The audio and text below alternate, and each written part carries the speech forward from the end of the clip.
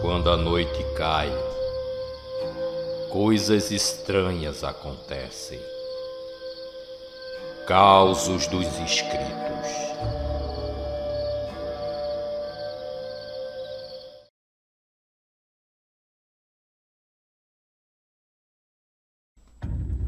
Olá, Rui.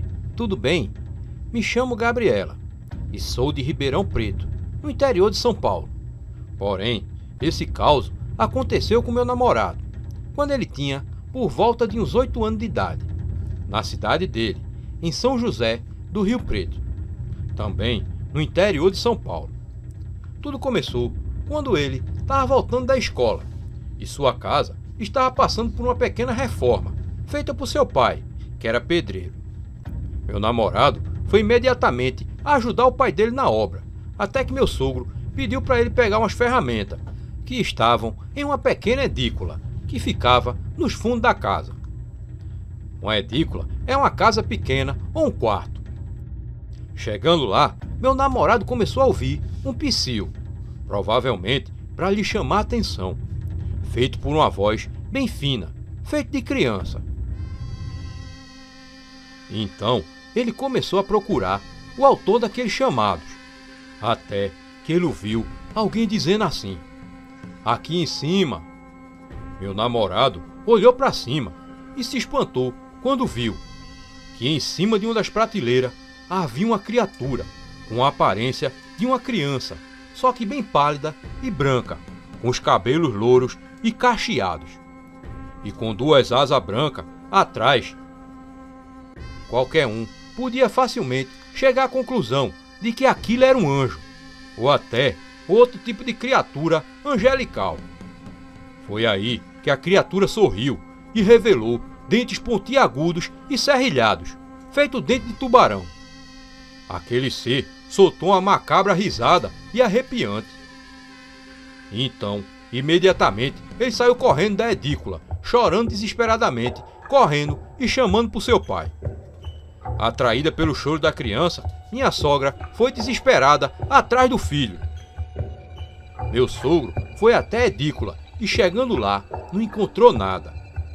Como a família do meu namorado sempre foi muito evangélica e religiosa, minha sogra imediatamente levou ele para a igreja em que a família fazia parte, onde o pastor fez uma série de descarrego no meu namorado. Até hoje, ele se arrepia só de lembrar dessa história e nem gosta muito de tocar nesse assunto. Mas toda vez que conta essa história para alguém, muitos dão risada e outros não acreditam. Ele jura de pé junto que isso realmente aconteceu e que meu sogro e minha sogra também confirmam essa história. Meu namorado sempre foi uma pessoa muito honesta e correta, então nunca que ele mentiria uma história dessas. Bom, Rui, espero que tenha gostado do meu caso e que eu tenha a sorte de ver ele sendo contado no seu canal.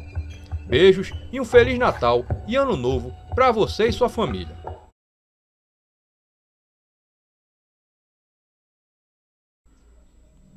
Boa noite, Rui. Meu nome é Iago Souza. Eu e minha família acompanhamos seu canal há muito tempo. Adoro essas coisas sobrenaturais e sou muito curioso sobre esses assuntos. Então, vou lhe contar uma história que aconteceu com minha família. Para falar a verdade, aconteceu com minha mãe. E vou contar como tudo começou. Somos de uma cidadezinha bem pequena do interior de São Paulo, cerca de 20.000 habitantes, que se chama Cirqueira César. Certa época, minha mãe trabalhava fora da cidade, não muito longe. Ia sempre de moto bis, mas sempre que ia trabalhar, passava por um trevo, uma encruzilhada, e sempre por volta das 6 da manhã, que era o horário que ela entrava na empresa para trabalhar. Meu pai era motorista de ambulância e sempre viajava muito, e antigamente eles até chegaram a morar lá em São Paulo para tentar a vida na capital, mas acabou que foram arranjando empregos para cá e ganhando a vida por aqui mesmo. Mas meu pai sempre trabalhou basicamente viajando ou dirigindo. Certa época, minha mãe, no trabalhar, começou a reparar que bem no trevo tinha uma pessoa com um uniforme de trabalho. E era normal, tinha chácaras perto do trevo, então poderia ser alguma pessoa esperando o ônibus para trabalhar. Passaram-se os meses e minha mãe acabou comentando aquilo com meu pai. Você sabe se tem alguma usina ou alguma firma ali perto daquele lado? Meu pai, curioso, respondeu: não sei não, mas por que a pergunta? Então, minha mãe contou para ele que sempre via alguém uniformizado no trevo, sempre naquele local. Meu pai achou aquilo estranho e foi algumas vezes levá-la para trabalhar. Era incrível, meu pai ia com ela e ela não via. Meu pai não ia e ele aparecia por lá. Estava tudo muito estranho. Meu pai chegou aí uns 10 dias seguidos e mesmo assim o homem não aparecia. Minha mãe então foi sozinha e lá estava ele. Ela começou a contar para os amigos do serviço que passavam pelo mesmo local, basicamente na mesma hora. E eles falavam que ela estava ficando louca, que ali nunca tinha ninguém. E minha mãe, muito teimosa, batia o pé que tinha. Então, minha mãe começou a ter medo de ir sozinha. E meu pai ficou nessa, de levar ela por 2 meses. E quando achava que tinha parado e ela ia sozinha, lá estava o bendito. Minha mãe começou a pesquisar sobre os acidentes naquele trevo. Coisas para tentar achar alguma informação. E em uma conversa com meu pai, relatou como era o uniforme. Ele lembrou de um rapaz. O nome dele eu não sei, mas tinha um apelido de animal. Não lembro o nome, vou usar qualquer um. Meu pai logo falou: aquele ali é o Galinhão. Ele sofreu um acidente de carro bem ali naquele ponto e usava esse uniforme. Mas minha mãe não conseguia ver o rosto. Não dava para afirmar, mas já era algo. Pronto, sabia quem era a figura, mas por que aparecia apenas para minha mãe? Sendo que minha mãe mal o conhecia. Então, meu pai lembrou de uma história. Lembra que eu comentei que meu pai trabalhou viajando? O relato que meu pai disse foi o seguinte: meu pai contou que trabalhava em empresa e viajava de caminhão. Meu pai e esse cabra que eu chamei de Galinhão.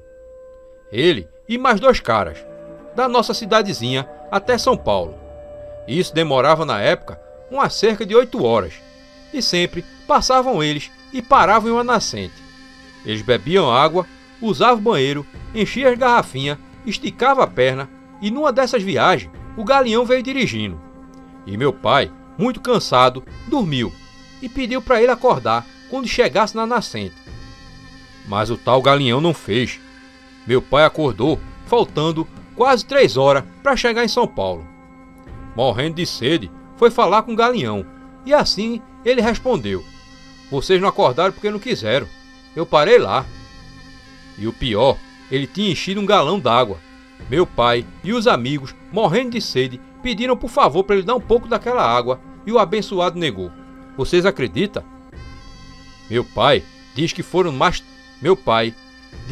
às 3 horas implorando e pedindo pelo amor de Deus para ele dar um pouco d'água. E o Galinhão se recusando. E ainda bebia gostoso a água do galão.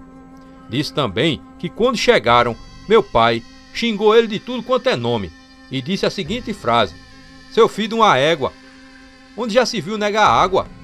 Quando você morrer, você vai vir pedir água para mim e eu não vou te dar, você vai ver. E não é que ele veio mesmo?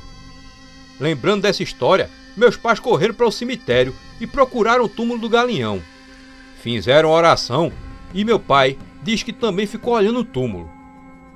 O túmulo começou a ficar molhado e a água a empoçar por ali. Parecia até que o Galinhão estava dizendo: obrigado, estou satisfeito. O que eu acho é que o Galinhão só aparecia para minha mãe porque ele tinha medo do meu pai, pois meu pai disse que nunca ia dar água a ele. E ele tentou, por esse meio, de pedir água para minha mãe, ou talvez ela fosse mais apta a ver o outro mundo. Depois disso, minha mãe nunca mais viu nada. Chegou a passar sozinha ali, de 3 horas da manhã, e não viu nada.